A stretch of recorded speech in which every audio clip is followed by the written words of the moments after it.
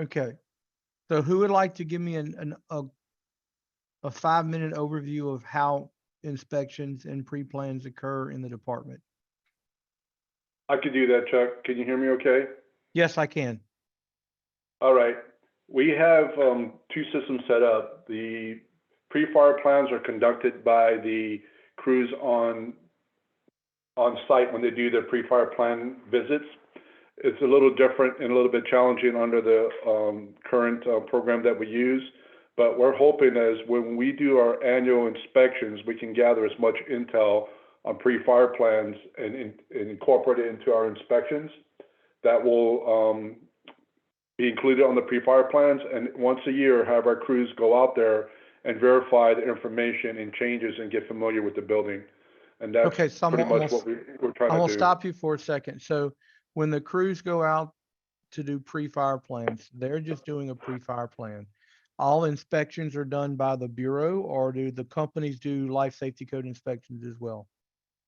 No, that is true. They only do pre-fire plans and we do all life safety inspections. 633 inspectors do all life safety. Okay, cool. And so how do you divide up your pre-plans amongst the crews? Do you They're have a broken current? down by zone. Okay. Go ahead, John. So so let me do this real quick. Let me open up a property and let me look at property details. And just to let you know, it's how they get their assignments is through their operations. So it starts at the operations chiefs level and they get distributed by stations, crews, and shifts. Okay, and I guess my questions that I would have in that process, and I don't know who can answer it, is moving forward, do you assign that? Because you mentioned, to me, you mentioned two different ways of scheduling it.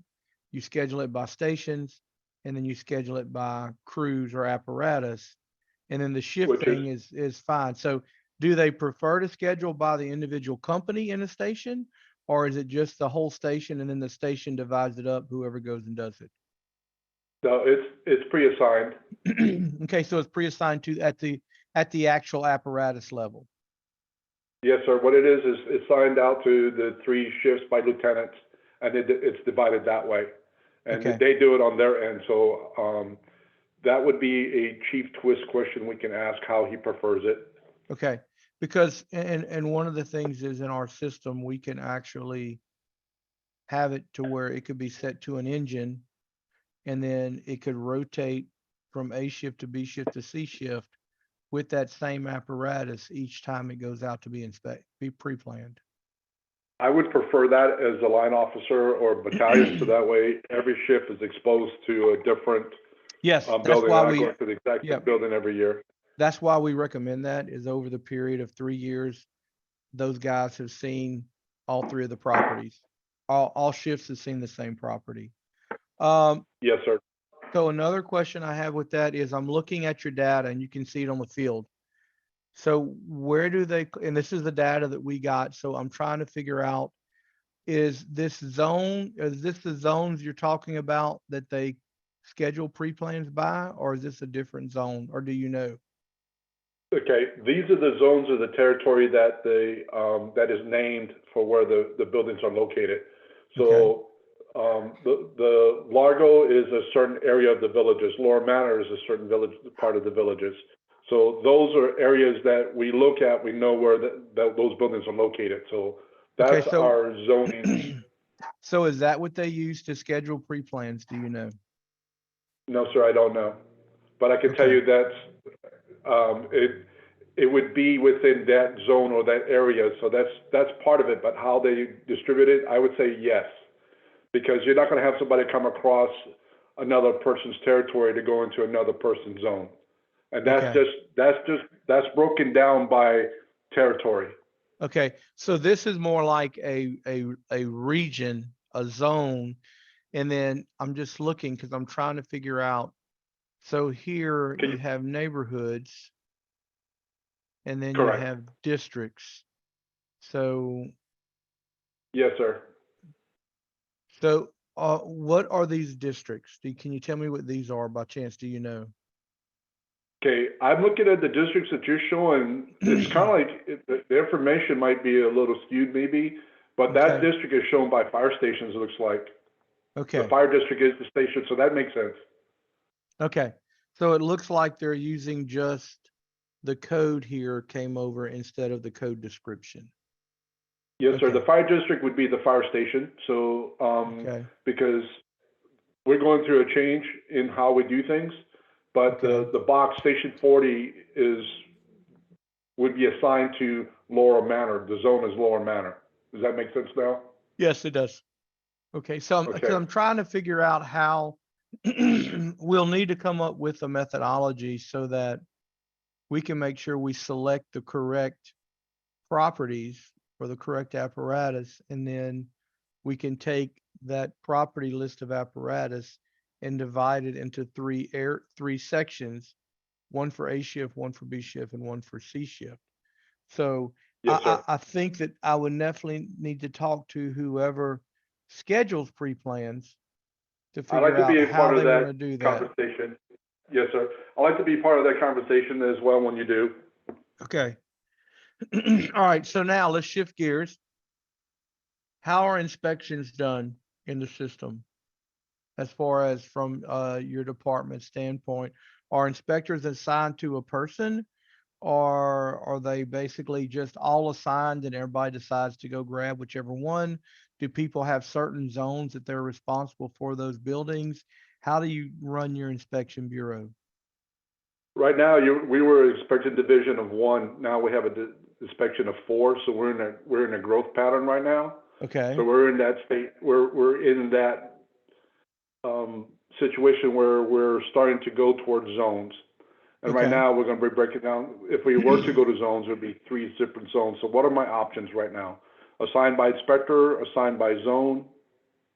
So your options on the inspection side are kind of the same way. You can assign by inspector the person. You can take your zone field and say anything in Laurel Manor belongs to this inspector, and you can assign those inspections out to that inspector. Or I've had departments do it all kind of different ways. It kind of depends on how you want to capture that in your system. We just give you multiple fields. So we give you the zone field, which you have data in. We give you the box field, which you have data in. We give you a fire district field, and we give you a neighborhood field. So you can use any one of these four fields across this line to designate who gets what inside of your system. So that kind of depends on what you want to do inside of that process. Um, Yes, sir. And the reason why I'm asking as well is because our zones are changing. We went from district properties to a 191 response zones for October 1st. So we're in a state of flux right now to include those other buildings we don't have in our system. okay. Okay. So, and I think that's one of the things that we will need to do is figure out a common thread to where you can go in there and look at these buildings to figure out how you want to group them. So as far as scheduling for inspections, there's multiple ways to do it. You can schedule it to the actual inspector. Then you can schedule it to an actual unit in that process, or you can schedule it to where they're scheduled and that morning everybody decides where they want to go and they can be reassigned to an inspector on the fly. I have some departments that don't, they just basically, when they're driving down the road, they see a building they want to inspect, they pull it up in the property database. And when they pull it up in the property database, if they want to do an inspection, they hit the new inspection button and they start an inspection. So we leave the flexibility up to the actual fire prevention bureau as in terms of how they can do that information. And that's why I'm trying to get a picture of what your intentions are and the fact that some inspectors say, well, you know what, I want to do inspections, but what I want to do is I want to rotate zones. And I'll say, okay, I get rotate zones. So what we do is we'll assign inspectors to a shift, an A, B, or C shift. And that way, and then we rotate. The only thing we can rotate is the shift. We can't rotate the personnel or anything along those lines. But if you decide to assign it to a shift, we can rotate to where every time they come up for a periodic inspection, it's going to rotate from one to the other. So that's kind of the process that we enable you to do when you're setting up how you want to conduct the inspection. I gotcha. So really, I mean, I hate to say it, but you have very few limitations into how you break your place up. I mean, we have the 4 fields that are going to be the 4 fields that you can use to divide up your properties. And then when it comes to the scheduling part, which we'll get to either today or tomorrow, depending on how much time we have, that's when you decide and you pick who I want to schedule, and then you go in and grab them and schedule them in that process.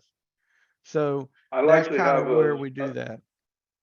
I like to have a template, but I also like to have flexibility to cover for vacations, holidays, trainings, Yep. And we do that. conferences.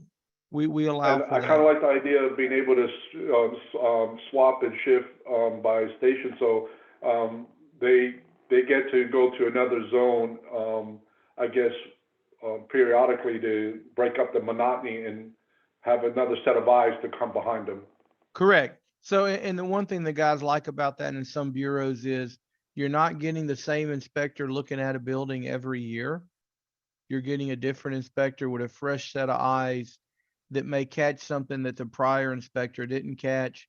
Then the other thing from a, not really kind of like an ethical issue is you don't have one building that's been inspected by 20 years by the same guy, and then something happens and that inspection case goes to court and they say, well, the same person that inspected the same building for 20 years, how do we know that he hasn't caught that and missed that for the past 20 years? So just a whole bunch of issues to where I'm finding more and more prevention bureaus are saying, well, hey, I want to rotate. If they cover these this year, I want them to cover those next year. So we can also That's a do great that as idea. well. We can do that as well. I So, like to have that option. okay. And I'll show you that as we go through the process and we go through everything. So Okay. I got a good idea of that. So how do buildings get added to your system? We have to, believe it or not, we used to be able to go into it's called an E-Tracket for Sumter County. And once we're in E-Tracket, we can pull up the permits and plans, and we would add them for new construction. But we got a lot of buildings now that are out there that they stop that process. We have to put in a public records information request for every building that we want to build our occupancy on. So typically how I've had to do it without having to go through the paper chain or trail is I knock on the door, say I'm here to do an inspection, and I build the occupancy on site. Okay. Okay. That's It's a fine. challenge, but that's a tough way to go, but that's the only option I have at this point. No, that's not a problem. That is not a problem at all. And I it's was hoping not, you'd say that because you got property tax information we can go off of as well. yeah. So, all right. So I got that. So, let me just make a note. And that's probably where we'll start is I think we'll start to show you how we can add new properties on the fly. Perfect. And then in that prospect, what happens inside of there, in going with that. So, wow, let's see, I'm gonna put on site or in office. Because a lot of times we don't know a building's there until we see it. Okay, When it comes to Sumter County side. and then in our database, we operate and we have a workflow that's a little bit different. All of your initial visits on a site are going to be labeled as an annual periodic inspection.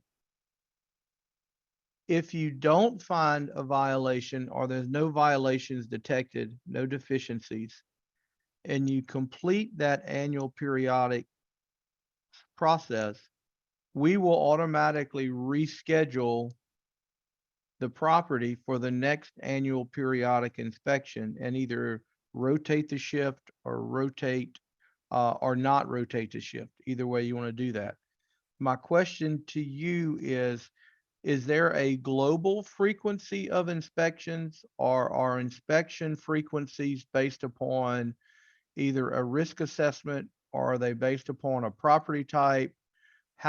What determines, or what is the workflow in the department of how do you document when you're doing a inspection, the frequency of your, what I would call your annual inspection or your periodic inspection? It's globally, we do it by zones, and right now, we're attacking it as a group from the north end to the south end.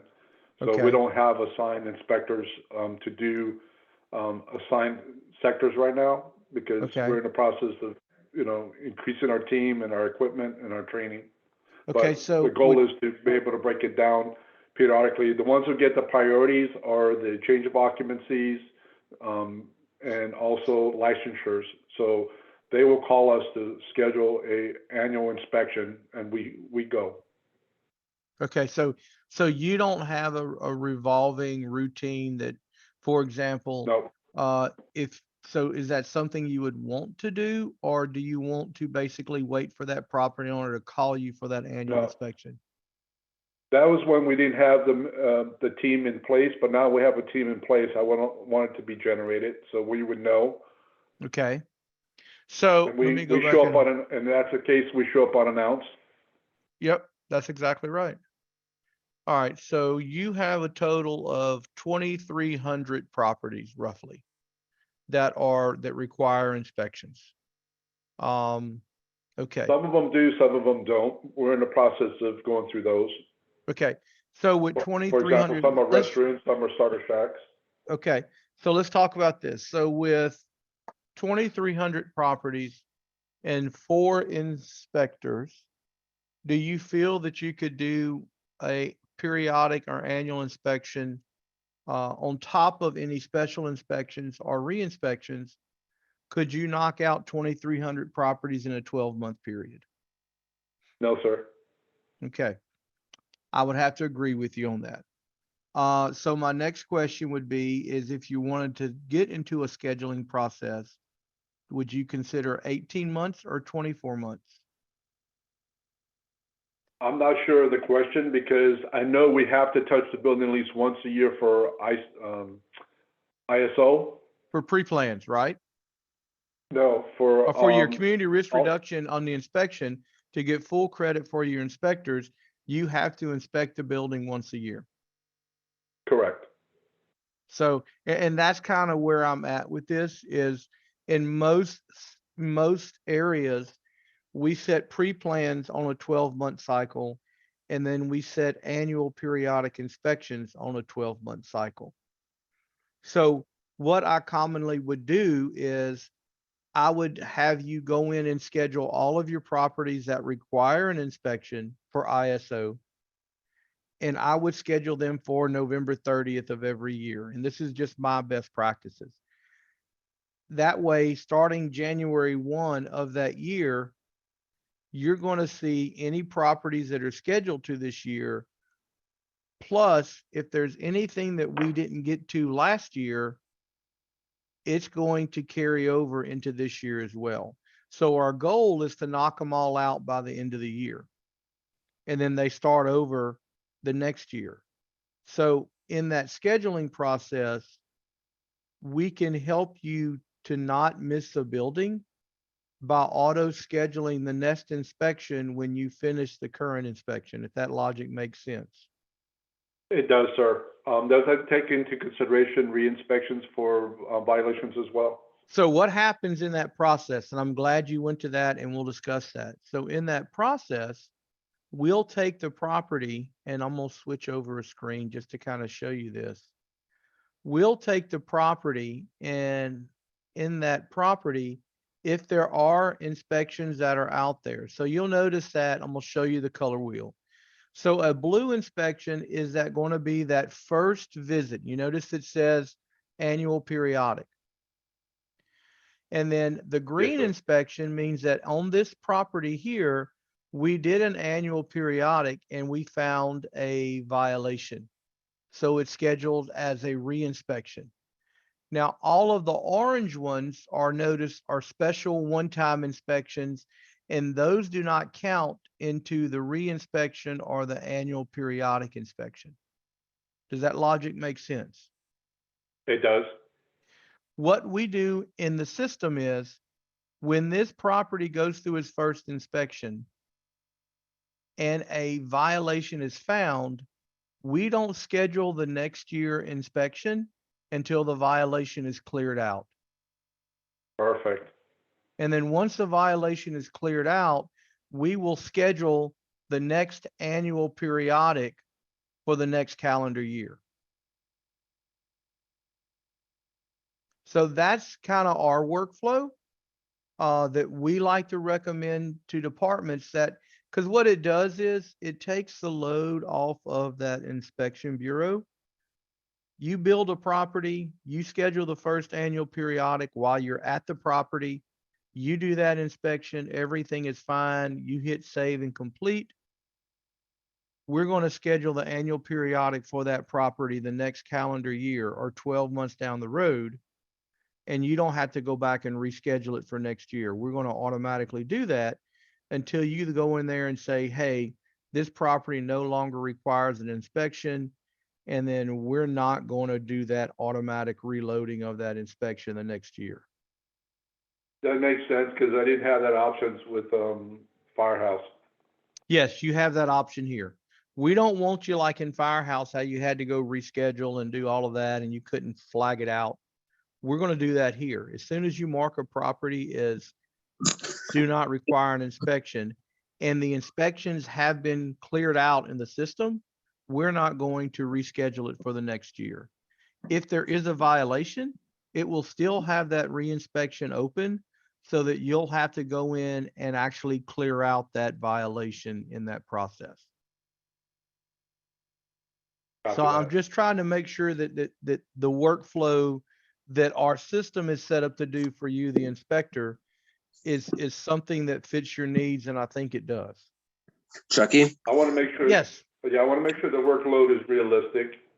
yes, it is. So, and that's where the workload becomes on you guys, is that if in some agencies, and I'll be honest, because I think you're doing some risk assessment, I have some departments that in all reality, they look at the hazard of the building.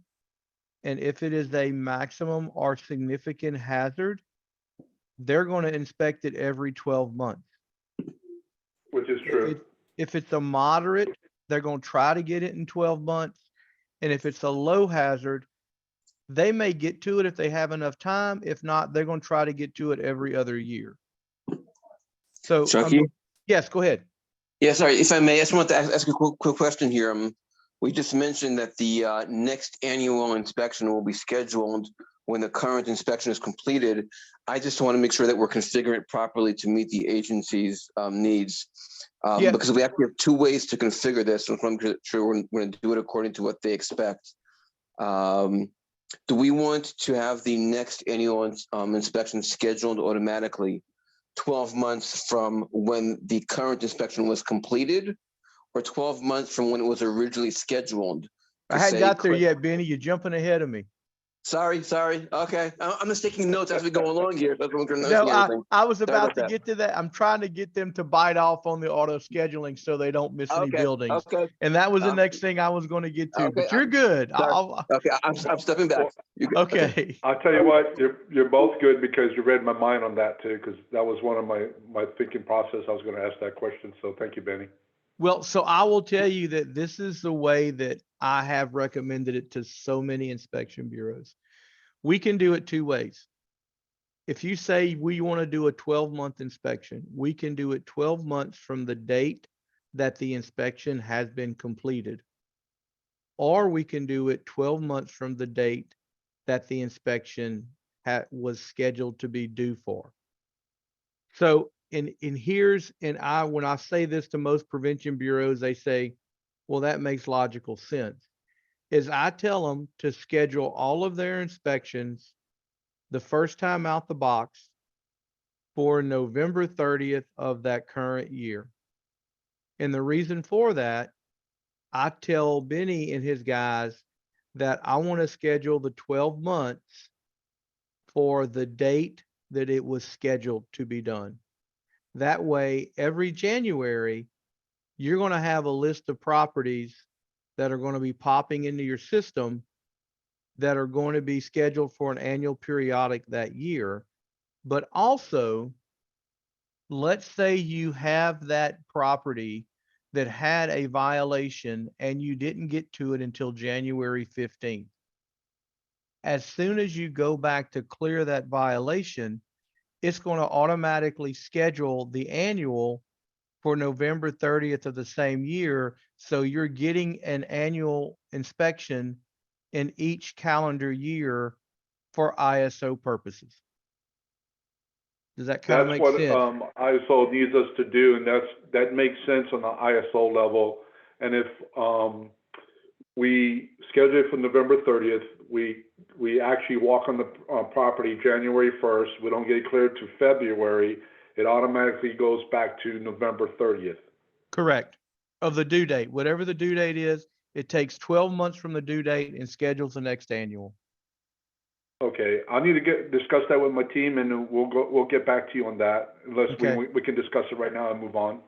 So there's two ways we can automatically schedule. And here's the biggest thing that you need to discuss with your team. The first thing is this: if there is a reinspection out there, we're not scheduling the next annual or periodic inspection until that violation is cleared. That makes sense. And then what we'll do is when that violation is cleared and there's no longer any violations on that inspection, we will look at when the inspection was first scheduled as a periodic or annual inspection. We'll go 12 months from that date and schedule it for the next periodic or annual inspection. As far as the timeline and keeping up with ISO requirements, that makes sense to me. Yes. And that's the whole goal. We may not be able to meet every benchmark because of the way it falls in place, but the intent of us trying to touch every building, because why would we reschedule an annual inspection if they didn't pass the first one? Exactly. You don't need to schedule an annual inspection if that. Now, when we get further into this, we're going to bring up the subject of minor violations. And that puts the twist into that. And I'll go ahead and kind of explain that to you. And you may say, well, no, we don't want to deal with minor violations. We allow in our checklist for a violation to be considered a minor violation. So what a minor violation is a violation that may not require a revisit. For example, you go into a property and one bulb and one exit light is not working. Do I want to go back out in 30 days to check one bulb and one exit light? Or do I want to notate that as a violation, tell the owner to get it fixed, and then on my next annual periodic visit, I'll see that last year I had a bulb out and one exit sign. Did he fix it?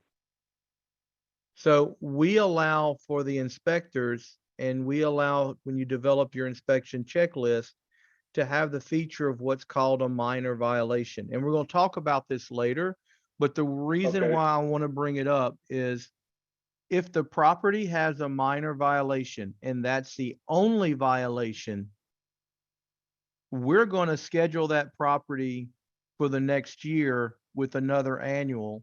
And when you go back to revisit it next year for that next annual, you'll see in the checklist that he had a bulb out in an exit light and you cited him for him. Did he fix it or not?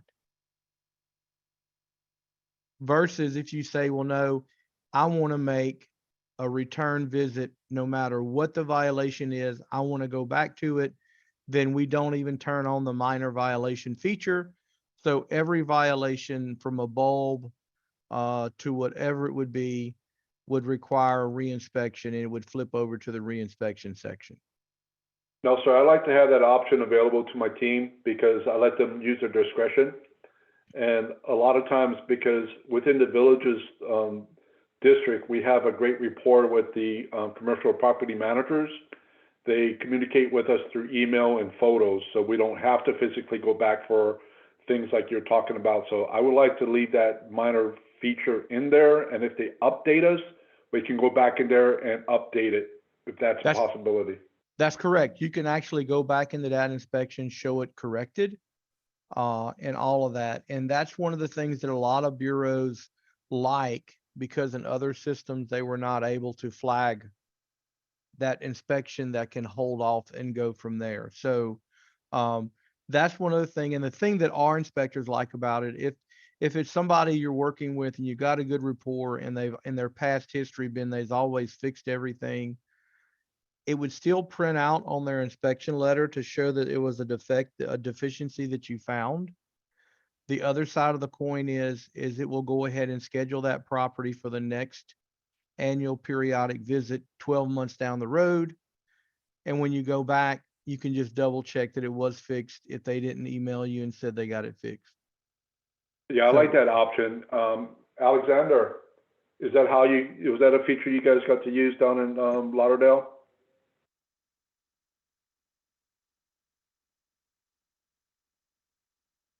I guess he's not online. I'll come back on that. Okay. So that's another point to look at in that process. Okay, yes, it is. I see him talking right now. Alexander, I don't think it's possible to get you back online on the phone, but we'll get you on the phone for tomorrow. Thank you, sir. So that makes sense. So I like that feature. Okay. Okay. All right, cool. All right. So thank you, Alexander. Okay. So I'll make sure that, I know Benny's listening, and that's one of the notes I'll have for Benny is to turn on the minor violations feature for you guys as well. Outstanding. All right. So I noticed that you have a bunch of different type of inspections in here. Fire sprinkler, complaint inspections, other inspections. And this all came over from your system. So some of these are probably closed out or not closed out or whatever. I guess my question is, do you guys assess any type of fees for inspections, or is that done somewhere else? No, our department is very unique. Being a non-191, we'll find out tomorrow and moving forward. We don't have a fee structure. We don't charge for plan reviews or any type of new or existing inspections. But the building department for one of our jurisdictions charges the fees, but we don't collect any revenue.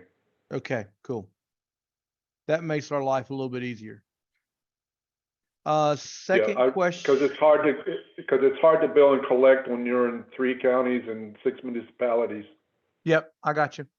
So the next question I have is, do you guys issue out any type of permit that are separate from your annual periodic or any of these? Do y'all do any permit issuing, or is that you just handle the inspection process and somebody else handles permits? So permits are handled through the county government and also through the city government. So we are part of the process, but they issue the permits and we do the plan reviews and inspections, but we do not issue permits. Okay, so you do not issue permits, but you do permit inspections. That is correct. Do you have? Like you're looking at where it says building inspection, the cab. Yep. That was a building inspection. The plan review was basically a permit inspection.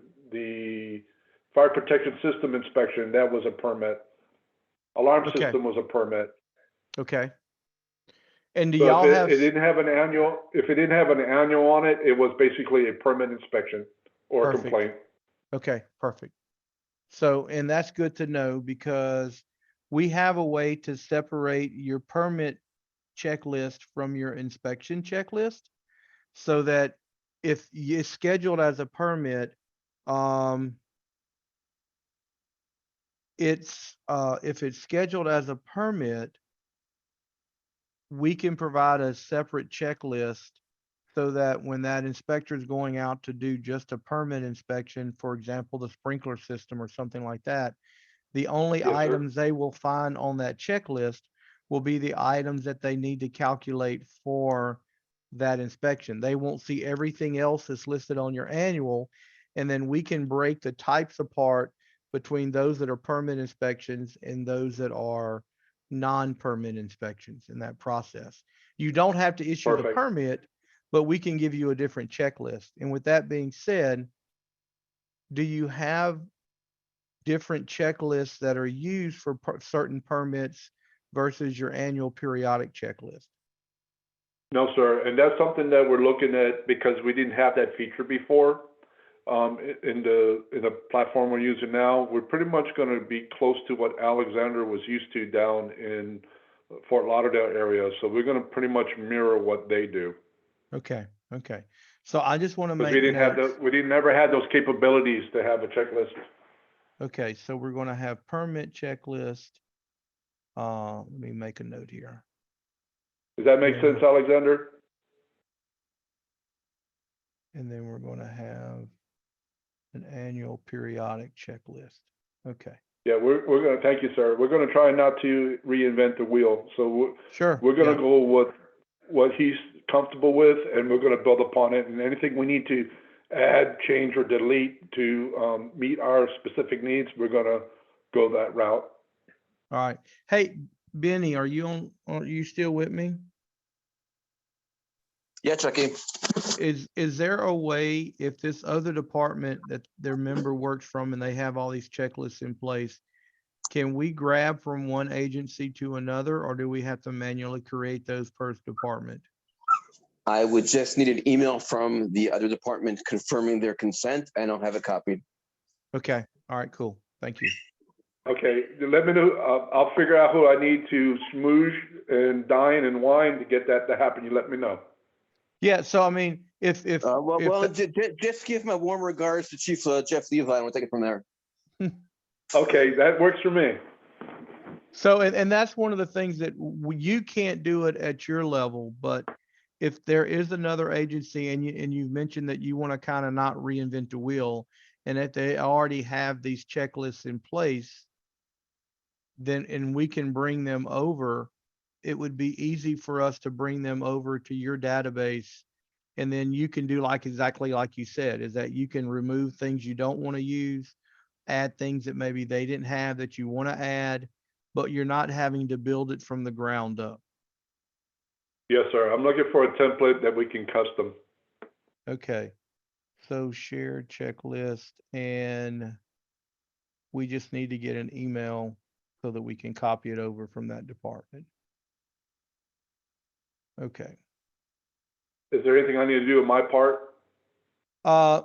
You just need to reach out to that department and say, hey, can we get your checklist, permit checklist and inspection checklist dropped into our database? And if they say, yeah, not a problem, just shoot them an email, have them shoot an email back, confirmation, and then maybe, or have them CC Benny in the whole process. So that way Benny will be in the email chain. And when he gets a copy of the email back saying it can be done, we'll do it on our end. Okay, I don't have Benny's email. If at the end of this, can you forward me your email, Benny? He'll probably do it to you in the next few minutes. He'll probably get it to you. Okay, perfect. I'm gonna work on that today. Okay.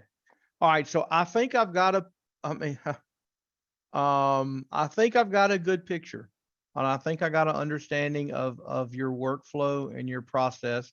I think that you have some decisions you have to make as far as when we start scheduling, how you want to divide up your area on the inspection side. We need to have a discussion with the operations side about how they want to be able to divide up the pre-plan part of it, so that all of this can be in the process in looking at it. So I may have misspoken because we do have a battalion chief who is in charge of pre-fire plans. I'll reach Okay. out to them and make sure we can be on the same page. That might have to take a separate day or meeting because Yep. I'm not sure what that schedule is. Okay, but we it would can, be Battalion Chief Rowe. okay. And then the key thing is we'd like to be able to make sure that the whole premise, what I like about our inspections process and our pre-plan process is once you add a property, once you schedule that first inspection and you schedule that first pre-plan, we do all the work from there until you no longer have that property in your system. So, and that's one of the things that we'll do after that first inspection or that first pre-plan takes place. So in saying that, let's kind of look at it. If you'll notice, I'm in the web view of the system, and this is where a lot of the works takes place.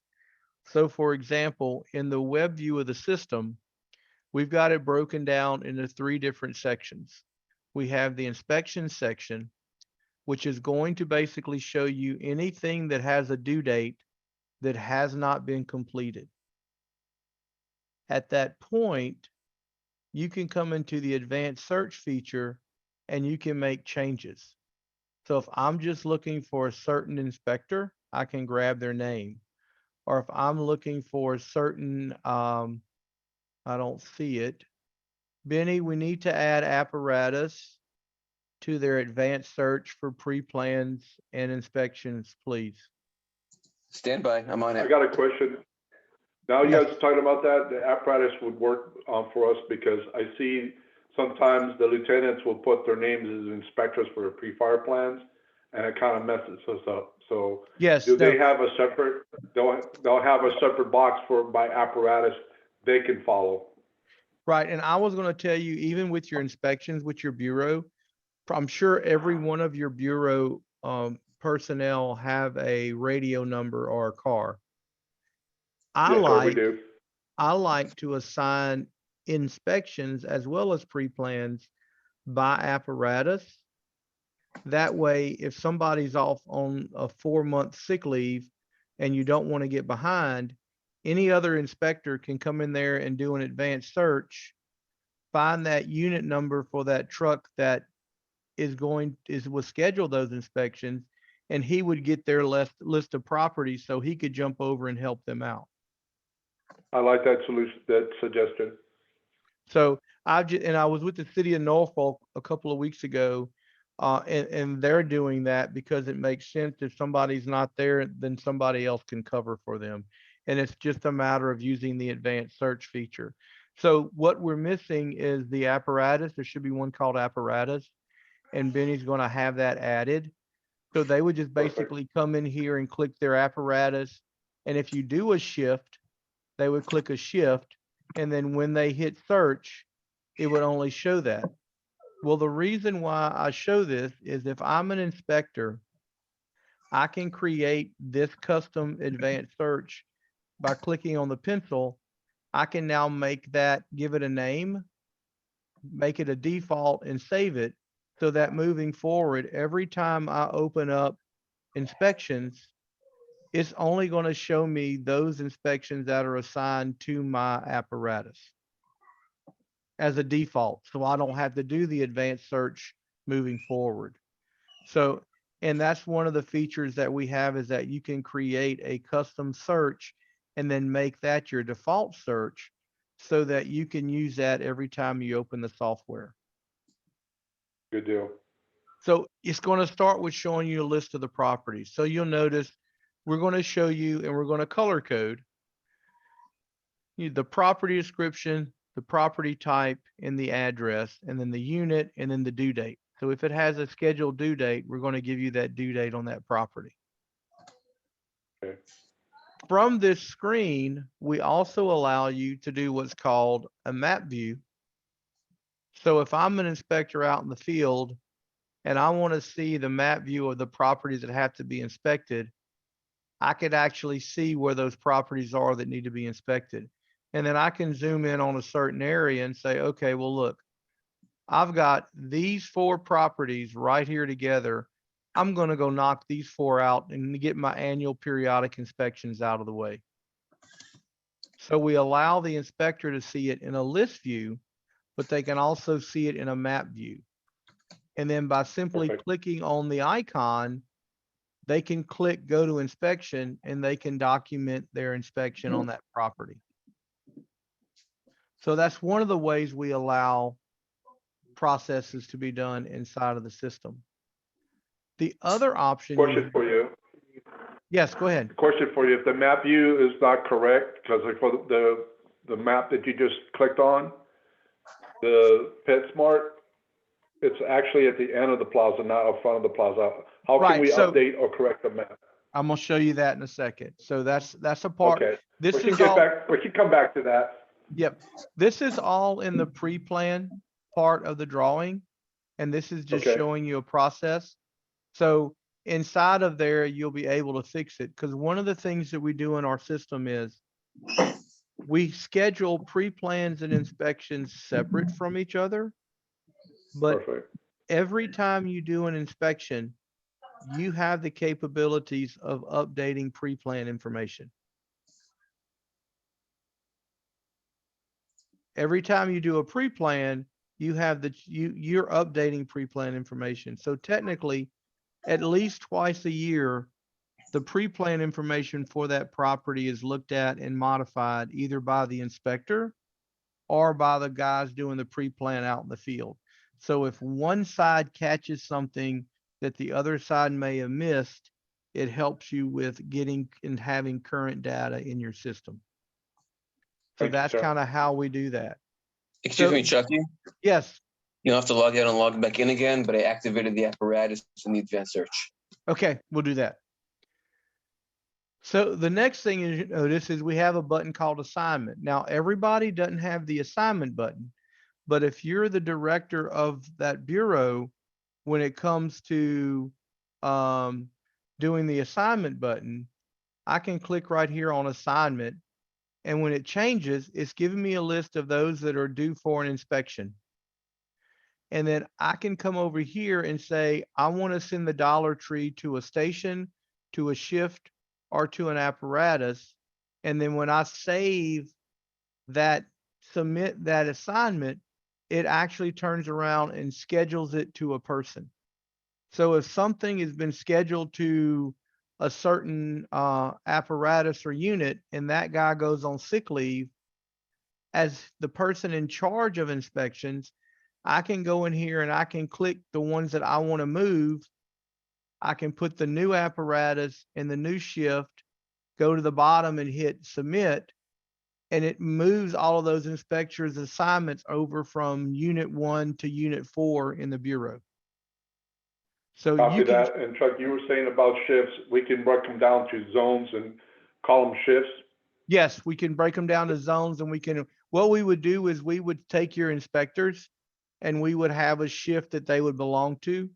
And then what we would be able to do is we would be able to assign the inspections to an apparatus and a shift, and then rotate the shift each time it has to be scheduled for an inspection. Okay, because I'm looking at breaking it down into 3 quadrants, the 3 shifts. Because we have 4 inspectors, but I'm included in that count. So I would not be able to go out and do routines every day. So I would break it down into 3 shifts. And that would work best. I was going to tell you having 3 shifts would work the best for us, because I'm sure on the floor they have an A, B, and C shift, or a 1, 2, and 3 shifts, whatever it might be. We would do the same and try to break the prevention bureau down to 3 shifts. And then as the person in charge, you would just be there to handle the overflow. And so you would be able to go in there and assign stuff to you. If a guy's Yep. out on sick leave and you're going to say, okay, he's on sick leave for 4 weeks, I'm going to go do his inspections. You could either do the advanced search and flag the inspections that are due by his apparatus, or you could turn around and just come here and reassign them to your apparatus number. So Sounds good. either way you want to do that process inside of there. And we'll walk through the scheduling process probably tomorrow afternoon when we do part 2 of this. I just wanted to show you some of the features that are available, that managing and documenting inspections is pretty easy inside of our system. So that's the first tab, is inspection. So you'll notice right next to it, we have the tab that's called pre-plans. And this is where those pre-plans can be scheduled and assigned to that truck and that shift. And this is where they go out and do pre-plans on that process. So we have two different sections. So what'll happen is when your inspectors log in, they will see all three of these boxes. When your engine companies log in, they're only going to see pre-plans and properties. They will not see the inspections tab because the inspections button will be turned off for them because they don't do inspections. All they do is pre-plans. So that's how we separate that workflow is in the permissions. We'll provide certain permissions for the companies doing pre-plans and then certain permissions for the companies doing inspections inside of that process. And that's kind of how we separate those two in our system.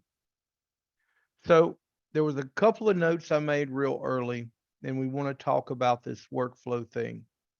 So the first thing you said is, I may have to find when to add a new property when I just show up and there's a new building.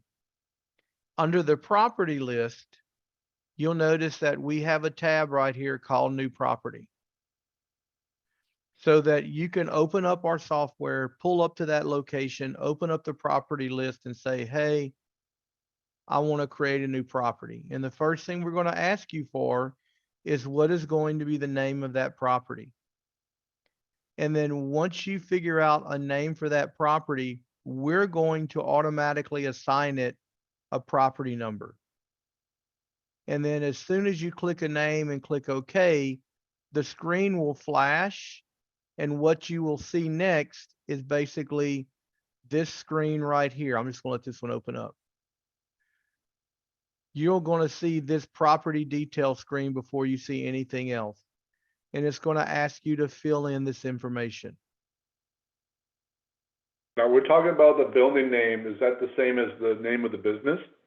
So what the building name would be is, for example, if this is in a strip mall and it may be the, Bob's Market or Bob's Shopping Center or something along that process, you could use a building name or an alias for that property.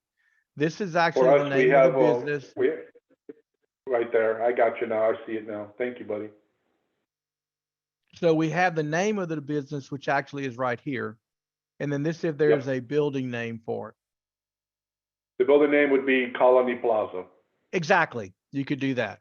And then in the process here, we'll have a place to do a risk rating. If you know the risk rating, property type, that's the NIFRS property type.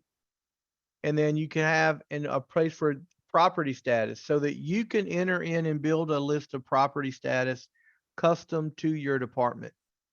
So this is going to be, you may have one that's active, you may have one that's going to be vacant, you may have one that's going to be under demolition, remodel, whatever you want to do with that property. You can create property statuses that meet your needs in your community. We allow you to capture the occupant load. Of course, all of the address information is in the middle here. The number of floors above grade, below grade, total number of floors, number of units, if it's a multi-unit facility. Here's your zone field, your box field, your fire district, your neighborhood field. If you have the square footage, you can enter the square footage, or if you don't have the square footage, but you have the dimensions, you can enter the dimensions. And then survey number is going to be that property number. And then inspection level, you'll notice you have nothing there, but you can build in inspection levels. In your process, your inspection level is going to be the same. Where inspection level comes into play is, for example, in some communities, they actually have inspections that are handled by their engine companies and then inspections that are handled by their fire prevention bureau. So in some cities, their engine companies ride with inspector ones as a captain. That's a part of their requirement. And then they'll do what I call the mom and pops. No kitchen, no technical inspections, basically just a simple inspection. And then they'll have an inspection level called Fire Prevention Bureau or higher level. And those are the ones that are going to be specialized, that are done by the Fire Prevention Bureau. Just another way to categorize your properties. And then in this middle section, we have what's called the complex property. And what the complex property means is this building a part of a bigger complex?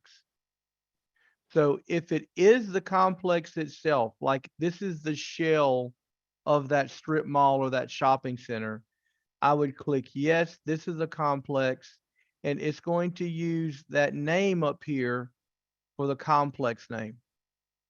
If it's a part of a complex, it's going to ask you to list in here what are the complexes that have been built in, and there'll be a full list of complex property. If it's not a part of a complex, or it's not a complex, it's a standalone building, it's going to default to no, which means this is a standalone property. It's not, does not have multiple properties included inside of the building. And that's where it's at. So some departments like to use this. Some departments don't like to use this. The benefit of the complex property is if it was a complex property and it was a part of a complex, like a suite inside of a large shopping center, when you're looking at the information, below here would have all of the parent complex information. Who is the owner of the building? Who's the management company? So all of that information would be available, so that if I pull up to this location at 4 o'clock in the morning, I got alarms going off, or I got a fire, and I need to notify not only the occupant of this suite, but also the management company for this property, my complex information would be showing below it. So now I can reach out to both the owner of the building or property manager of the complex, as well as the individual property or business owner at the same time. Just a feature. I recommend the departments that you look at it. I personally like the complex feature, but I I like recommend it the too. department that they look at that to see if they use it or not. We're going to always default every new property to no, because we think it's going to be a standalone property. But then once you go through your list and build out your complexes, then you'll have a list of complexes that work inside of there. So Can I ask you a question about that? yes, you may. Okay, I know that yes means a part of the strip mall. No means they're not part of the strip mall. They're standalone, like a McDonald's. No, yes And means part of that the yes. complex. Yes means that they are the main property. Let's call it the parent. Yes means that this Okay, is so the, it's based on the parent property. So I have a colony complex. I have strip malls and restaurants. So that would be yes, they're part of that, or yes. yes, no, or part of the complex. Which one would you pick? So I will tell you, I'll give it to you like this. Let's say I have a strip mall. The complex would be the strip mall and would include those common areas. Does that make sense? Common areas mean like we have riser rooms and Yep, the riser room, the fire food sprinkler court. systems. Yep, the food court and all the common areas would be the complex. And that would be a Copy. yes. And then if it was an individual occupancy in that strip mall, it would be part of the complex, and the complex property would be the strip mall itself. Like colony. The colony, correct. Okay. And that's Copy where that. that's where the workflow looks a little bit differently, because in the past, Okay. some departments have not looked at naming the property, let me just say, naming the building or the complex as a separate property. They just went in and said, okay, I've got suite A at this address, suite B, suite C, suite D, and they never build in a property for the overall building. We've been guilty of that. So the complex is, to what I tell people is, think of the complex as being the overall site that has common areas that have to be inspected, and the property manager for the overall site is responsible for those inspection violations. Okay. And then think of the part of the complex being the individual suites inside of that property itself. Okay. And that's the way I differentiate between them. But that's the intention of the thing, is we allow you to group information together. And that's what the part of the complex, not part of the complex box does in our system. That And would then be below, something that I'm sure Alexander can help us out with, because that would be a feature I'm not familiar with that he could help us sure. delineate. Yep. And then we also allow you to document where the closest hydrants are and the distances from the building. So that's where, when you're adding a new property, you're going to get that first. But then the other thing you will notice is this whole block of information is what's available to you to do a pre-plan. So we're going to give you the map view. And you made the question about, well, what if this is not in the right location? Well, in the map view, you have the access to basically come in and move the property location to where, if the front door is right here, that's kind of where I would want to put that marker. So I now, agree, and that is where the door is. Yep. right. So now when the map opens up in response mode, or the map opens up as an inspector, it's going to center on that location. So I would want to come in there and make sure I move and adjusted that marker inside of that process. And then down here at the bottom, I can hit save, and then we just saved that change that we did. What also is available to you in the map view component is, if your inspectors want to do that, and this is in the pre-plan side, you have the access of adding in what we call markers.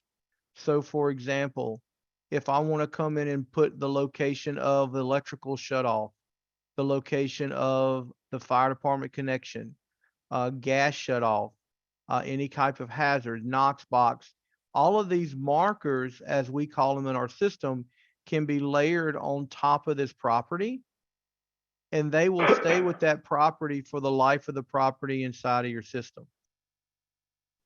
So you're able to do that. You can do the same thing with DOT placards.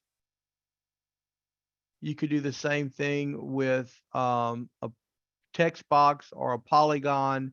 So all kind of features are allowed to be added. And we go over these inside when we do the end user training with your shifts, because we handle this from a pre-plan aspect. Is we tell those company officers, you're pre-planning this building. Think of it like this.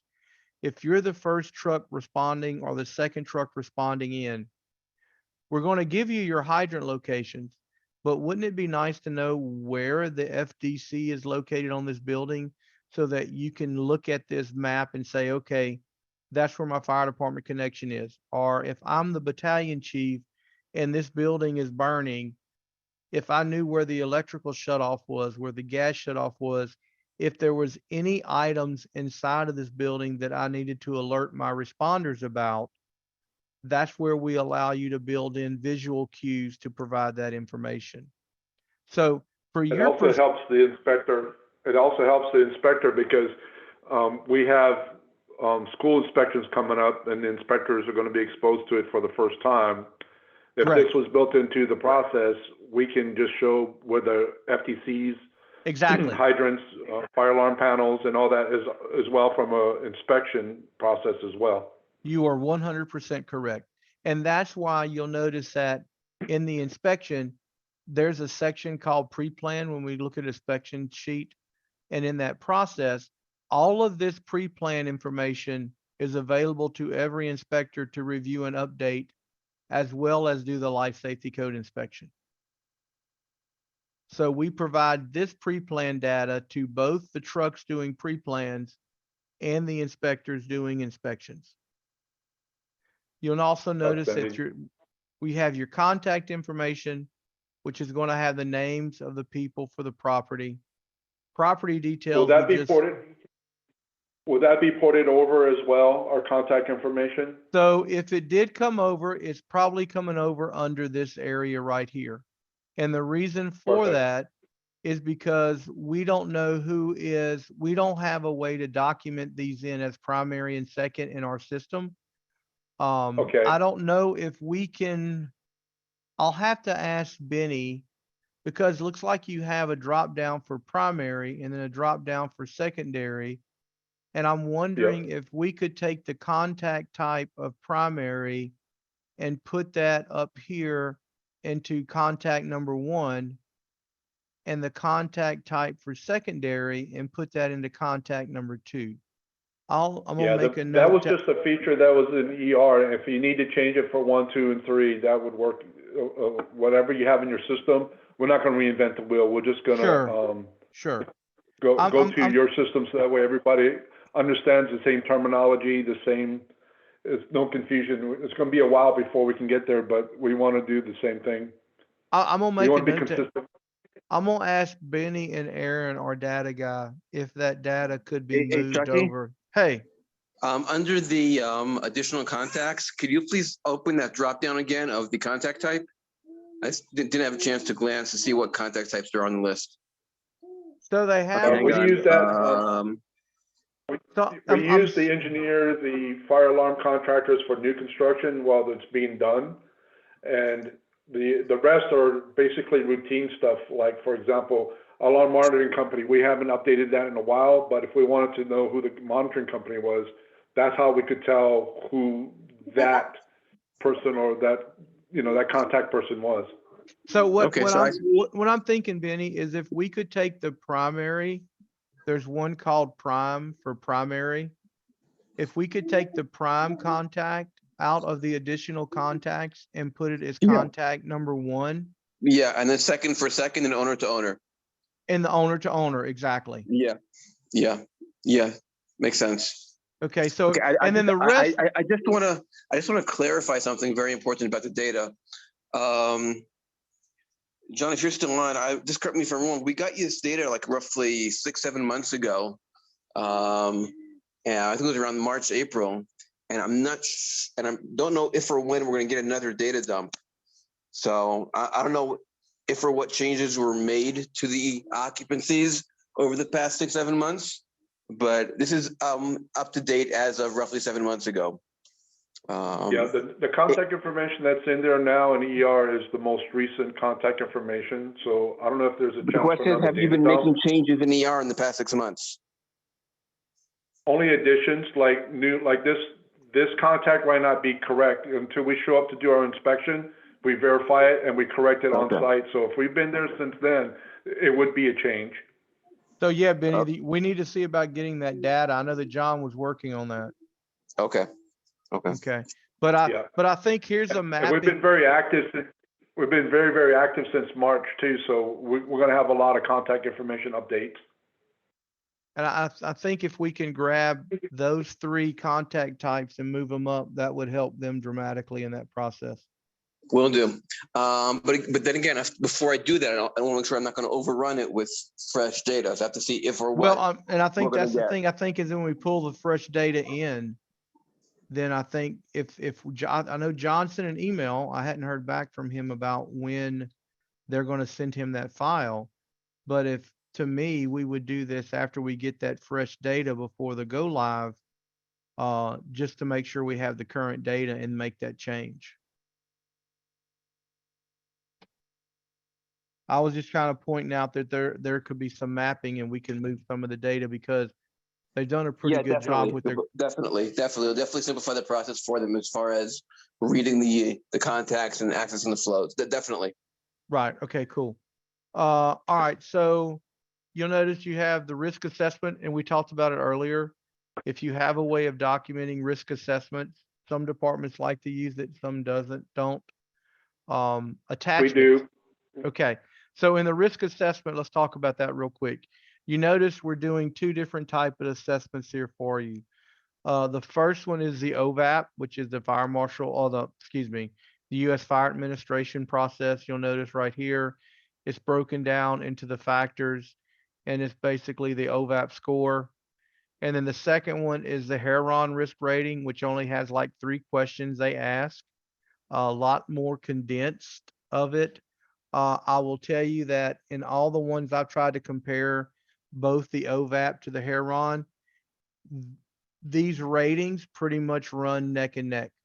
If it's significant in OVAP, it's going to be significant in the Heron. So I really didn't see a big difference in in those two processes. Both of them seem to work very well inside of there. Gotcha. I'm not sure which one John will prefer, but we'll do our best to fill out both because the OVAP score should be on here if it was ported over because we've been doing that for a couple of years now. And if Okay. it's missing, we'll just update it. Well, I'll know that the OVAP score is there because in the property list, we color Yes, sir. code by the OVAP score. Okay. So, and I'll show you that when we go back to the main list. Attachments, if you had any attachments, they would be in this system here. Your hazmat chemicals, this is where we document hazmat. Now, this is where I tell departments that when you're documenting hazmat in your property, there's a couple of ways you can do it. One way, if the property reports tier 2 information, you can put their tier 2 report right here as an attachment.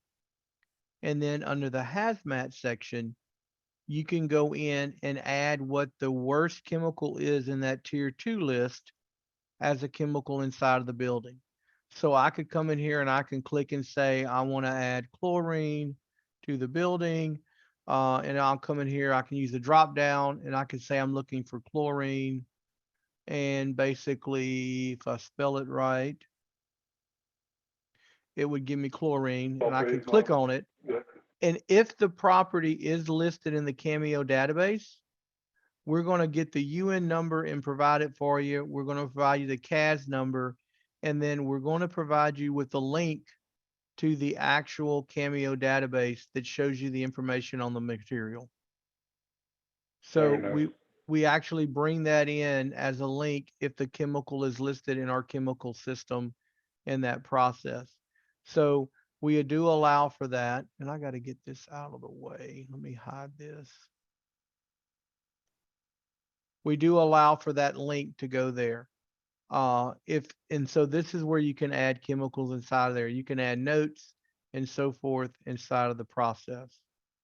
Next to chemicals, from remarks, access, fire protection, exposure, red heads, these 5 sections right here are strictly under the command of your Fire Prevention Bureau and your operations pre-plan section, because these are either items that you'll notice you can add and create items.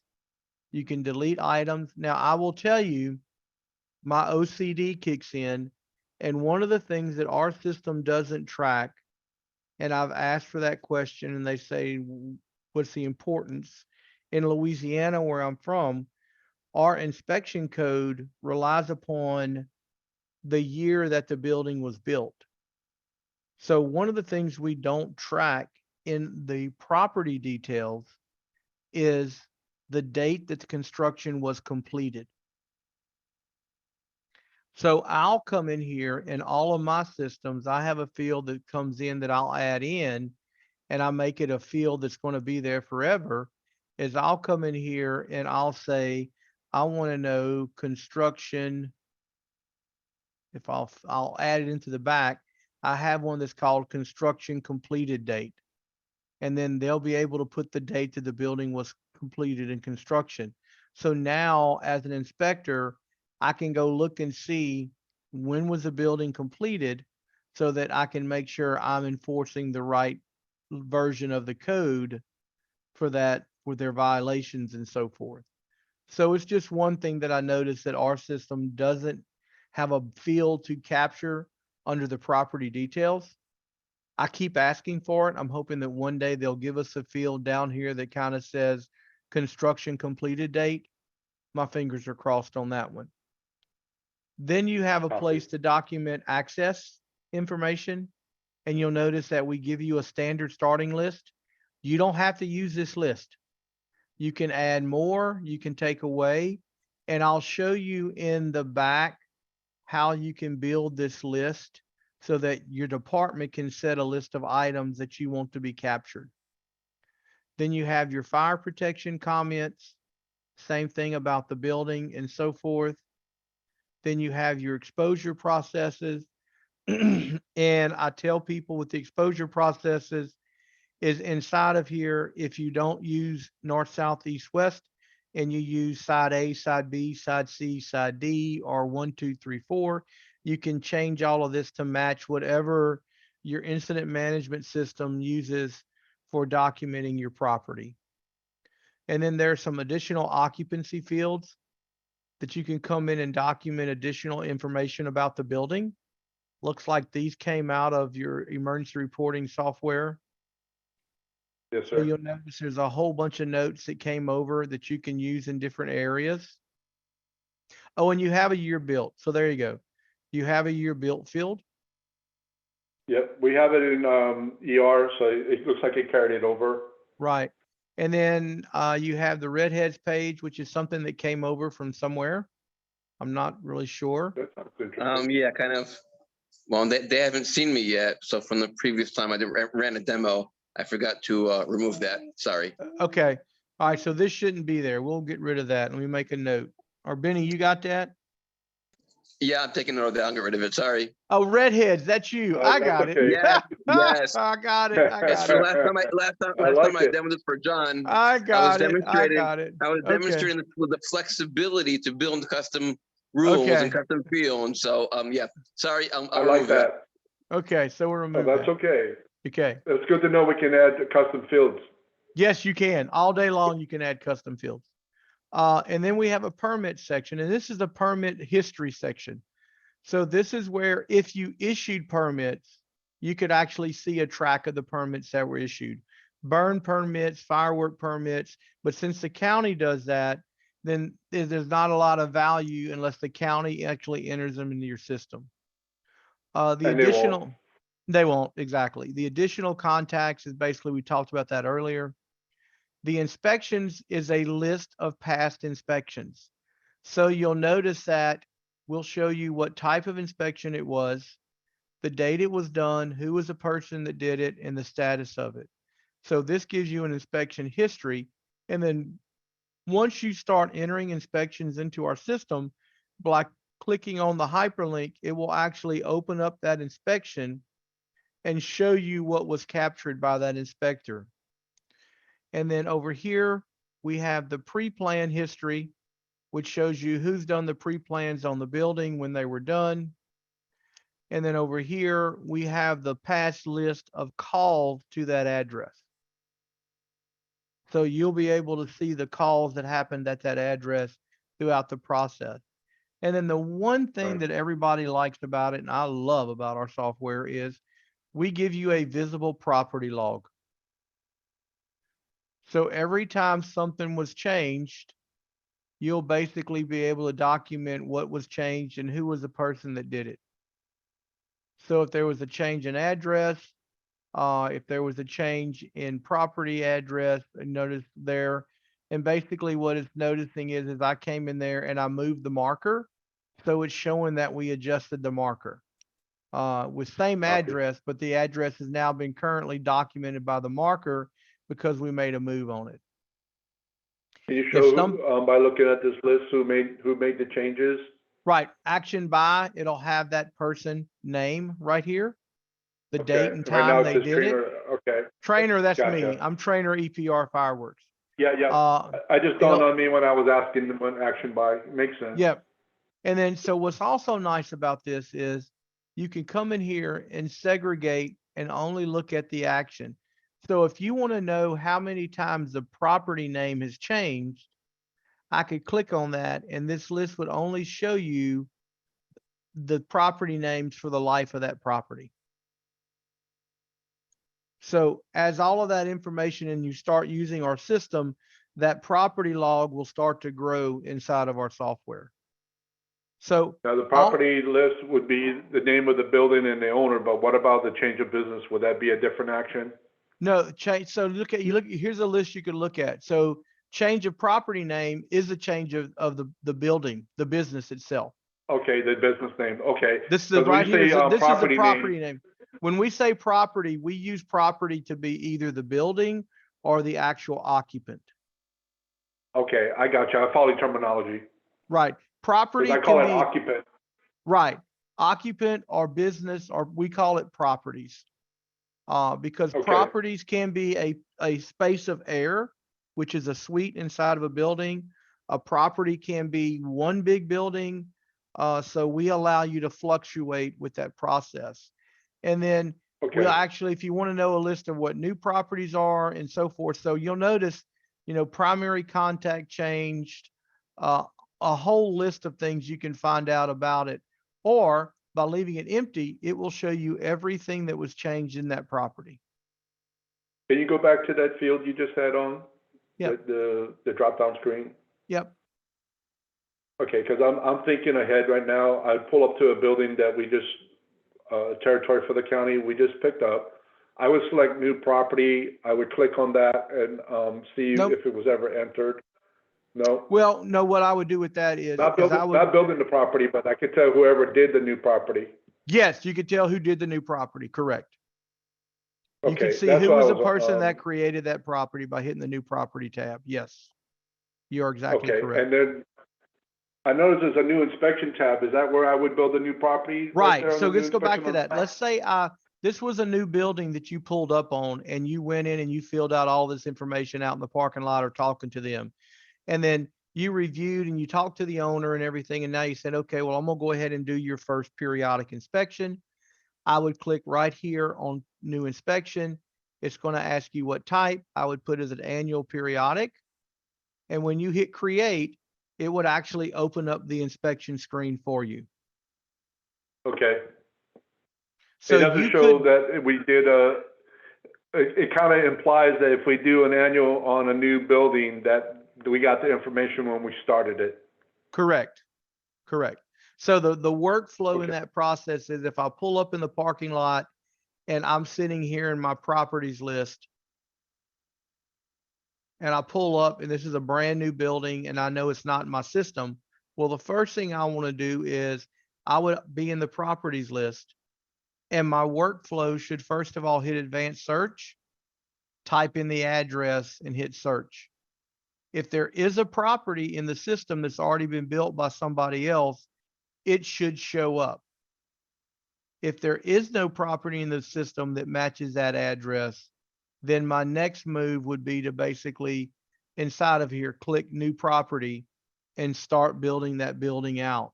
Once I build out all that information for that property and hit save, I can then go to the top and hit new inspection, schedule it and create it as an annual periodic inspection and do my inspection on the building. Thank you. You always want to create the property information first and save it, and then create a new inspection on the building itself. Fair enough. Okay. So that's kind of how we would work through the first thing you were talking about as far as pulling up and creating a new building. So the other flip of the coin is if I was an inspector and the building was inspected and my name was there, and I'm just going to grab McCall's Restaurant. Well, let me go down to an annual. I'm going to grab this core physical therapy. And this was my first time to go inspect this building.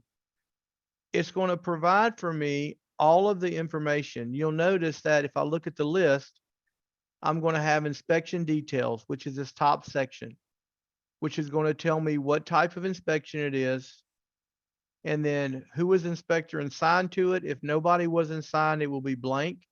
If it was assigned to a unit and a shift, that information will be populated here. And then if something needs to be changed in this and it's wrong, I can edit it. Most times you won't need to change this process. Then you'll notice that on the left, we give you all of the sections, but also from flowing top to bottom, we give you all of these sections. So the next thing you'll notice is if I expand the pre-plan section, all of that information we just went through is right here for the inspector to see. So now I can update any pre-plan information that I need to update in that process.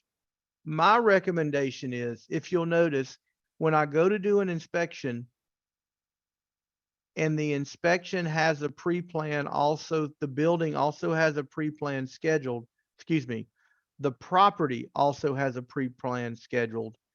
I have the go to pre-plan survey button right here.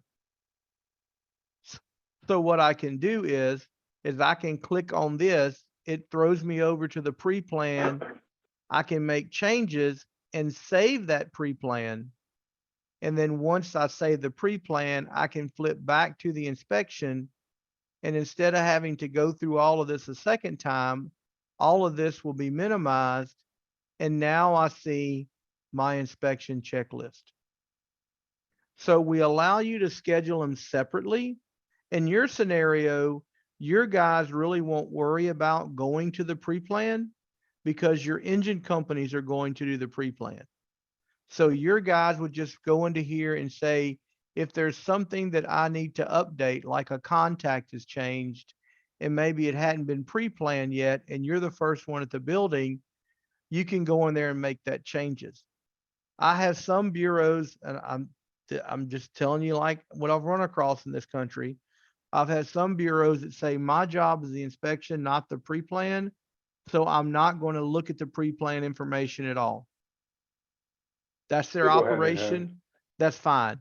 But I'm telling you that we're going to give access to the inspectors to see all of that information about the property.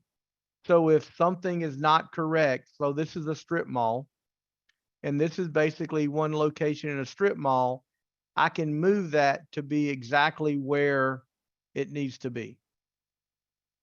So we give you that availability to do it from the inside of the inspection. Once you reviewed the pre-plan information, here's where the inspection area starts. So you'll notice you can have a checklist that breaks everything into groups, or you can have one category list that just goes top to bottom. We let you design all of that in your process. So when we get that information over from the other department and we use their checklist will come into play inside of this process. Inside of every category, you have the option to actually document more data. So you'll notice in your existing system, you have the minor violation button. So that if this violation is something that's going to be minor, I can check that. And what that does is that doesn't set a re-inspection date for that violation. It will show up on the next annual periodic as an issue that was documented. Has it been fixed? Yes or no? And that's when you can update the data. With every violation, you can actually have the option to come in here and put remarks that will show up on the inspection ladder, and remarks that will only be available to the next person that inspects the building inside of the software. You have a place to put a location to help explain where the actual violation occurred as a location. And then you have a sub-location. If you guys issue summonses or citations, you have a citation box that lets you put the citation number and remarks in.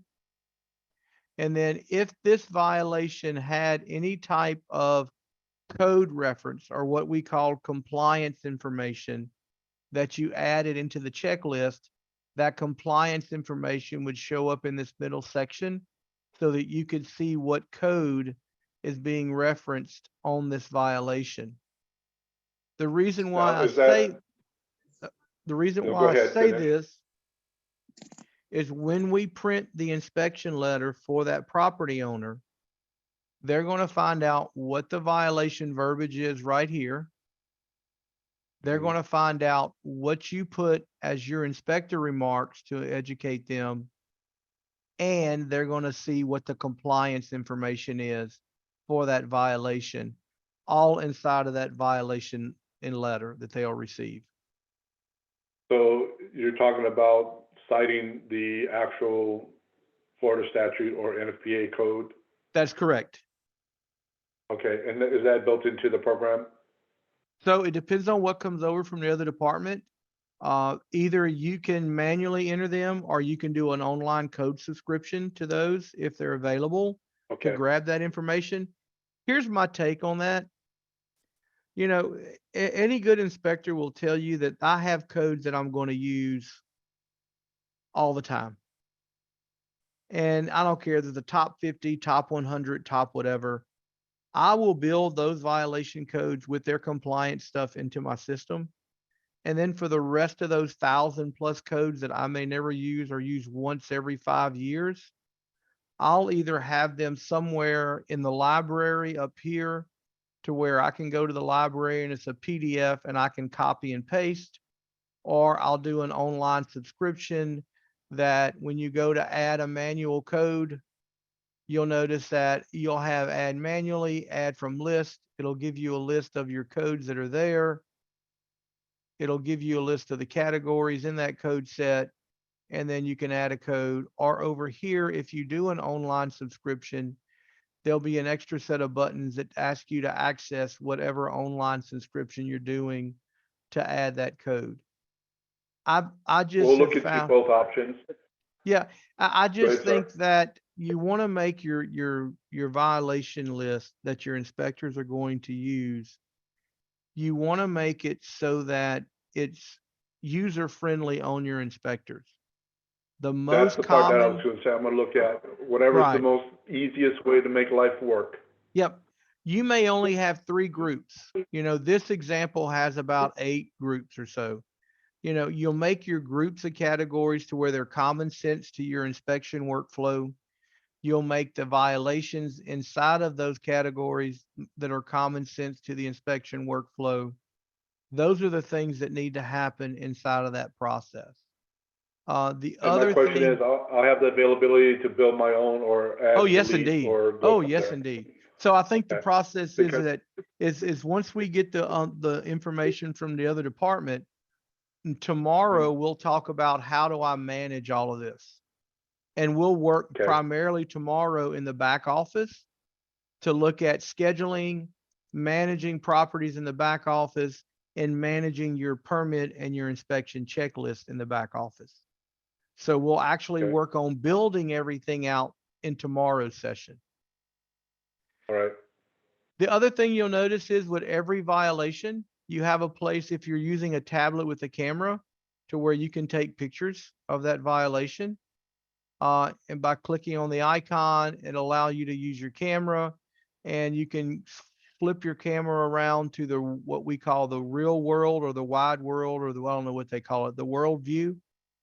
And you can take a picture of the violation, add it into your actual violation, and that picture will print out as a thumbnail in that inspection report for the property owner to see, as well as read your information.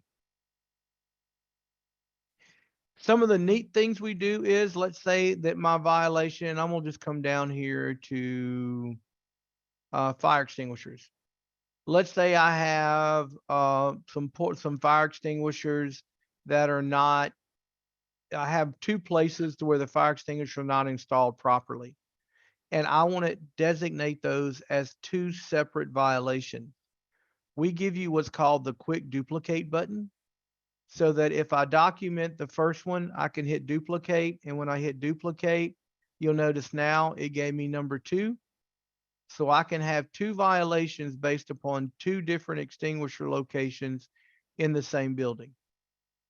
So we allow nice, you to duplicate those on the fly so that you don't have to cram multiple violations into one violation. You can designate them as separate locations. We also allow good, because you that's a to, feature I did not have. wait, go ahead, I'm sorry. No, I said that's a great feature we did not, possess, so we had to cram everything into one box. Right. So we give you the room to do that. And then if you needed to duplicate this whole section, which I don't know when that would happen, but you could duplicate this whole section. So we allow you to duplicate an individual violation notice and duplicate a whole category section in that process. Here's the thing that I always say for last to tell inspectors. Our system can be set up to do a couple of different things. If I'm walking through the building doing my inspection and I get to the end and I have no violations, when I click submit at the bottom of this report and confirm, we will either check everything that hasn't been answered as okay or as not applicable. That's only if it hasn't been checked off. If you want a process to where you want your guys to check everything, then you can have them come in here and say, okay, in this part of the building, if I have no separations, I'm gonna click there's no separations. If there's no fire protection equipment, I'm gonna click there's no fire protection equipment. If there's no flammable liquids, I'm gonna click there's no flammable liquids before I even start my inspection. Then I will walk through the building for the rest of it. And if I'm pleased with everything else I find, and I hit submit and a confirm at the very bottom, any field that has not been marked not okay or not applicable, I will mark okay for you if that's what you want me to do. So we I like don't, that, feature. okay, I'll check with my team and we can give you an answer tomorrow. okay. So that's just one of the things to look at that we allow you to do inside of that process. And I prefer the all okay. Other people prefer the all not applicable. I just think if I do an inspection and I walk through the building and I don't find violations, it should be okay. But Got that's a just, question for you, and, I gotta add while we're here because it's gonna, make a difference for me. We're coming to an inspection, we find that it was a violation, but they corrected on site. We usually check it off, we had a feature where corrected on site or violations corrected.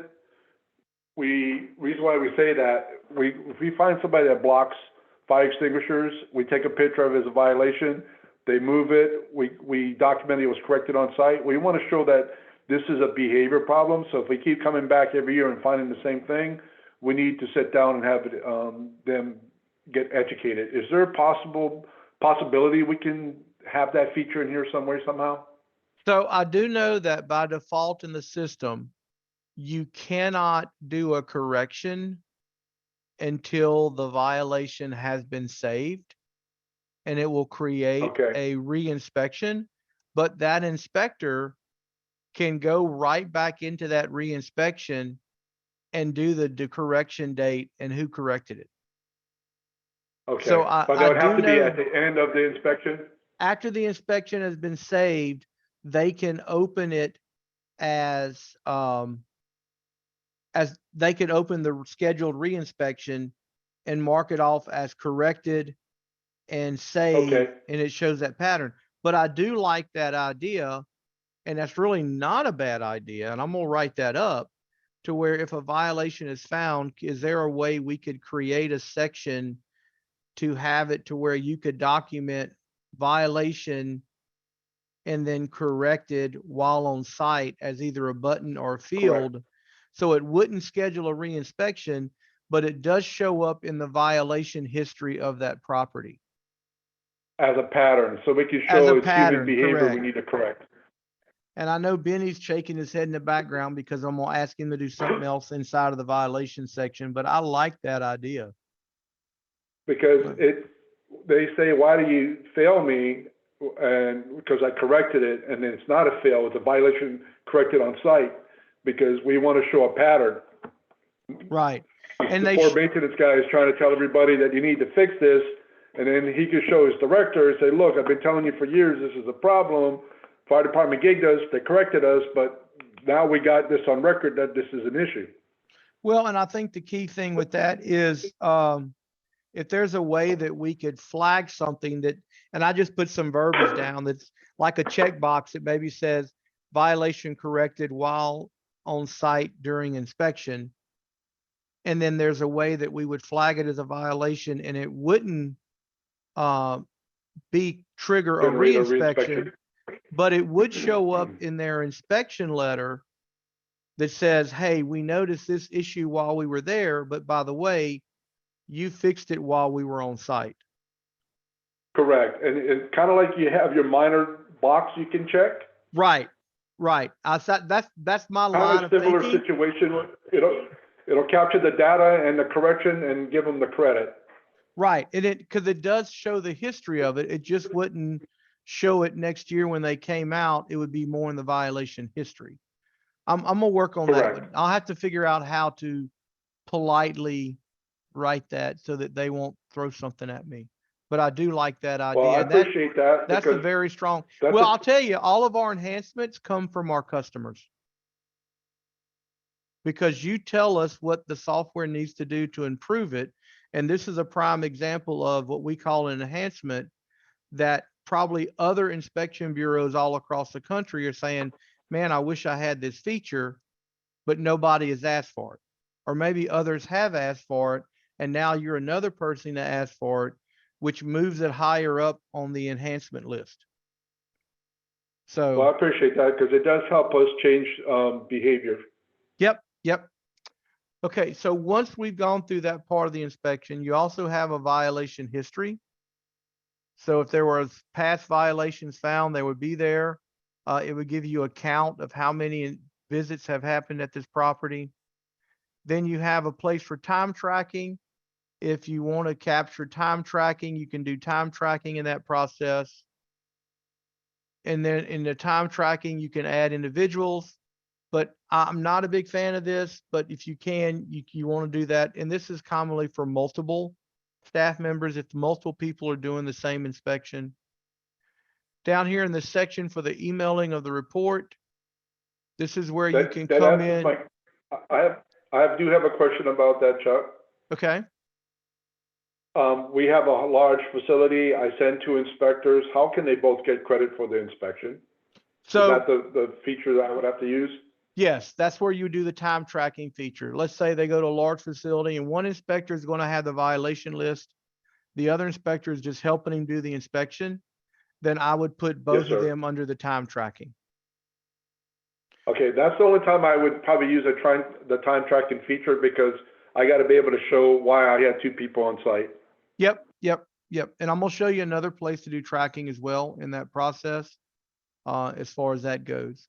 You'll notice under the email section, you can send a report, the violation report or whatever, if you want to send a violation report or an inspection report, either violation or no violation. By default, we give you the hotkeys to where you can see if their email address is there, you can select it. If the email address is not there, you can manually add it here.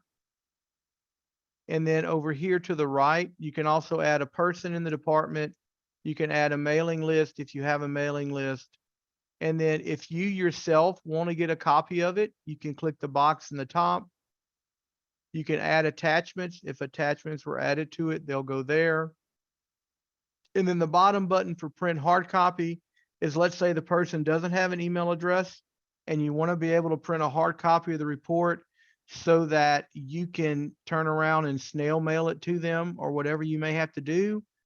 It will actually print this as a PDF that you can print out and then put in a mail as an envelope. The bottom Perfect. section is a place for overall inspection remarks.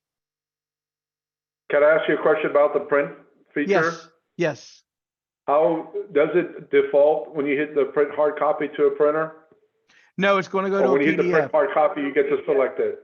When everything goes to a PDF and you download it, and then you can send it to a printer. Okay, I see what you're saying. It's just another step. I know what you're saying now. Okay, Yeah. go ahead. Okay. Below here is a place to put general remarks about the inspection. So, last week, well, I think the last 2 weeks, we were putting remarks on all of our inspections that said, hey, don't forget on November such and such to set your clocks back an hour, check your batteries, yada, yada, yada. So we did that. So you can put different information that will show up on the inspection letter to let the person know about the system. And then down here are internal remarks about the stuff that stays with the inspector. In the signature part, I was going to show you there's a place to do a signature. So you can grab the person's name that was there. If it wasn't a name listed, you can manually enter a name, have them put their signature, and you can capture their signature. And then right here is where I like, for if I'm the only inspector, I'm going to document how many minutes I was on scene and what was my travel time to get to that location. From my office to the destination is travel. the time that I conducted the inspection is going to be my visit duration. So now I can do individual time tracking in that process. If there was a violation, it would show you the date that is going to be there. Below that, if there was not a violation, it's going to show you what is being rescheduled for the next inspection. And in your scenario, it would show the apparatus and it would rotate that shift from A to B or B to C. And then at the very bottom, if you click submit and confirm, it sends the email, it schedules a reinspection if there is a violation, it schedules the annual periodic for the next year if there's not a violation, and it shows this inspection as a completed inspection. If for some reason an inspector's in the middle of doing an inspection and he has to break away, he can scroll to the bottom of that inspection and click save. It will save everything he's done, and then he can close out and come back to it later in that process. Good deal. So that's kind of where we do that inside of our system as far as dealing inside of fireworks and handling inspections. So I've covered what I wanted to cover today. I wanted to get some information about you guys, get some information so that I can work with Benny so that we can figure some things out. What I want to do tomorrow afternoon is I want to, do we do tomorrow afternoon or do we change it? My week is so I think scattered. we got a confusing email that it got changed to 9:30, and we kind of assumed it was both in the morning here. Well, no, tomorrow is going to be 1:30 to 3:30 for you guys, if you see my calendar. Okay. And I Tomorrow, Wednesday. apologize. Good deal. 'Cause As you can tell, I'm trying to juggle, and they just threw 2 more departments at me that I don't think I could fit in here. But everybody's Yes, got a sir. holiday. Nobody wants to do anything on a Friday. So so I got y'all tomorrow at 1:30, if that's okay for you guys. All right. That's And then perfectly fine with us. We had our schedule open for you either way, so we'll Okay. make it accountable. I mean, 1:30, because we got inspections we can schedule tomorrow. Okay, so what we'll do tomorrow is we're going to work basically in the management side of the back office to show you how we schedule, how we build checklists, and how we manage all of the information we went over, showing you the end user or the data entry view today. Thank you. And then as far as tomorrow's meeting link, you're going to send a fresh link to all of us? Yes, I'll send a fresh link tomorrow, or probably this afternoon, or here shortly. I'll send the link to everybody for tomorrow afternoon's meeting. Perfect. And then we'll make sure if we're not in emails, the other person will get it. Yes, yes. And then this video section, when Zoom tells me it's through with it, I will actually upload it, and I'll show you where I'll put it. Is I'll go into your system, and in your system, over in the training section right here, because it's too big to go in this library, but in the training section right here, I'm gonna go into training, and when you open up training, you'll notice something called library. And in your library, I'll have a Zoom, in this Zoom sessions folder, I'll have one, there's an LMS overview. The other one I did, you'll see this called, Properties and Inspections Part 1.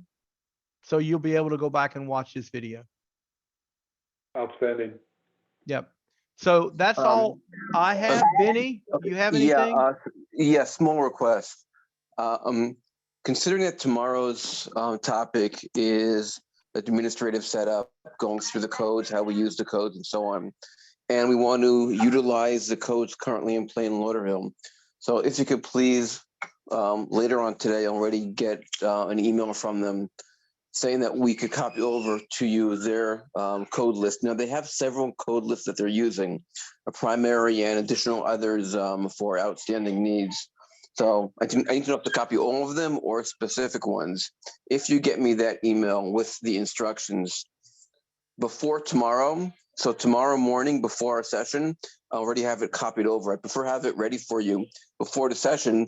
That way the session will be much more meaningful with the exact setup you actually won't be using. My question for you, Benny, is I'm gonna be at the mercy of them responding to my email, but I will put an Okay. email out today requesting that, and all the email is a permission email, and then you have the access to their list. Is that correct?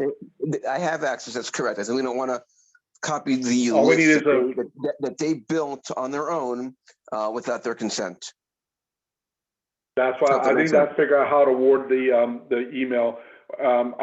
Can you call me after this, meeting's over and we can discuss that? Sure. Did you have my Because email? I don't even know who to contact. I gotta start from scratch.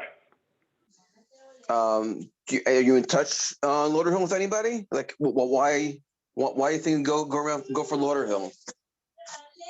Because I have a person that just came in from Lauderdale, so, what I'm saying, I'll do my best to get it out, but I'm starting from scratch. This is just coming out, you know, I'll do my best to get it done for you tomorrow, but if we can't, I'm not making promises. So, Sure, sure. Benny, Yeah. one of their new inspectors in the villages actually worked at that department and was an inspector in that department, so he's familiar with those checklists. I see. So I'm sure that That's person how, would. that's how it came about. Mm. Okay. Let's see if I got. Hang on a second.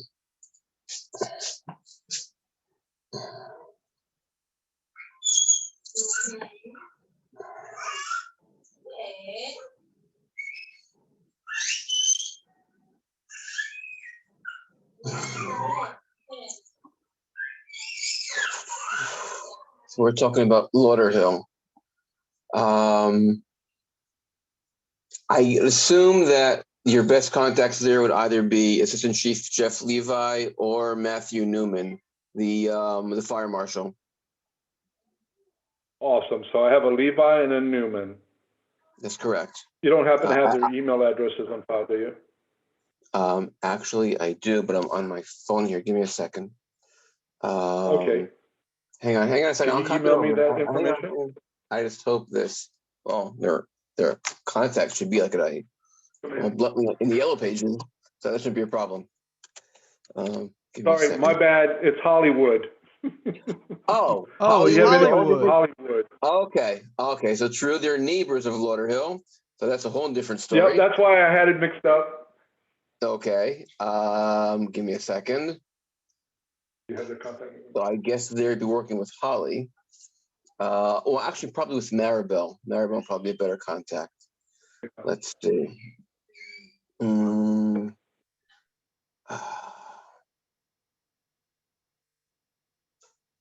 So yeah, we work closely with Maribel. She's a fire prevention officer, level 2.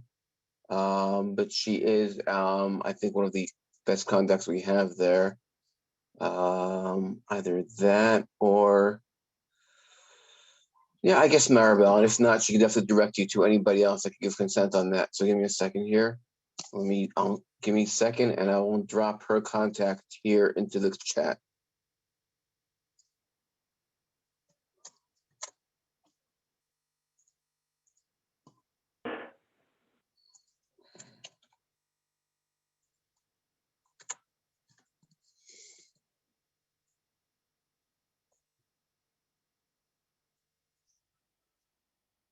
Hey, gentlemen, Yes.